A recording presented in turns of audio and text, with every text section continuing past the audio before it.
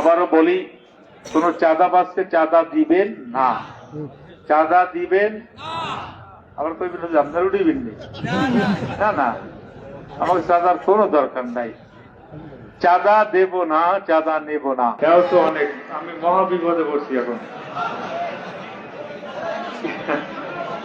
কোন বিপদে পড়ছি অনেকে বুঝছেন। আমি চাইছিলাম আজকে আপনাদের আপ্যায়নের ব্যবস্থা করব। আমি অনুমান করছিলাম ১,৫০০, ২,০০০, হাইয়েস্ট ৩,০০০ হইবে। এখন যা দেখলে আমার ২৭,০০০ হ্যাঁ ১০,০০০ ওভার করবে। যেন আমি আজকে কিন্তু তাহলে অপারক, আপনাদের কাছে আল্লাহর রাস্তায় মাপ চাই।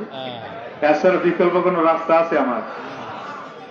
তাহলে ইনশাল্লাহ দুঃখ নেবেন না, সময় বেশি নেব না, অল্প ভিতরে ছেড়ে দেব। কারণ এতগুলো লোকের অ্যারেঞ্জমেন্ট করা আমার অনুমানের থেকেও কয়েক গুণ।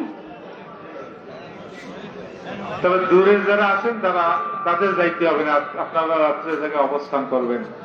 আর আমার এলাকাবাসী ভাইরা যারা আছেন, আসলে কষ্টটা সবসময় এরাই বেশি করে।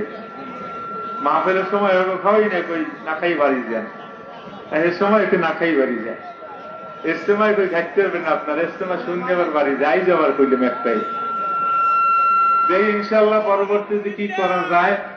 কারণ আমি মনে করি যে আজকে জায়গায় যারা আসছেন, যারা নাকি ইসলামী আন্দোলন তথা হাত পাকা কর্তৃকের পক্ষে ভোট দিয়েছেন, এরা খাওয়ার জন্য কেউ ভোট দেয় নাই। সবারই একটা কথা মাত্র, যে আমরা শান্তি চাই। আর আমাদের মূল উদ্দেশ্য হইল শান্তি, নাকি গণ? মানুষকে খাওয়াইয়া পাগল করতে পারে না, ভুলেই। এটা হইল হৃদয়ের সম্পর্ক। সুতরাং উৎপাদন করব। যারা সাপ্লাই দেয়, আপনার কিছু বলা লাগবে না, আপনি শুধু শনাক্ত করবেন। কথা বলবেন না, পারবেন তো?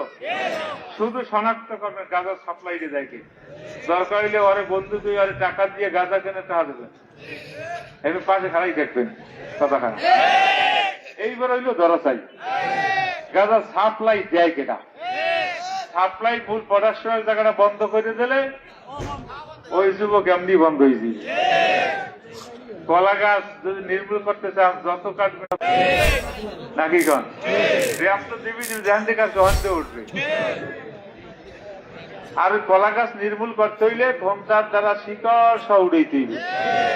আমরা বরগুনা, আমতলি, তালতলি গাঁজা, ইয়াবা, ফেন্সিডিল, খোমটা মারিয়া শিকড় থেকে উড়াই দেব।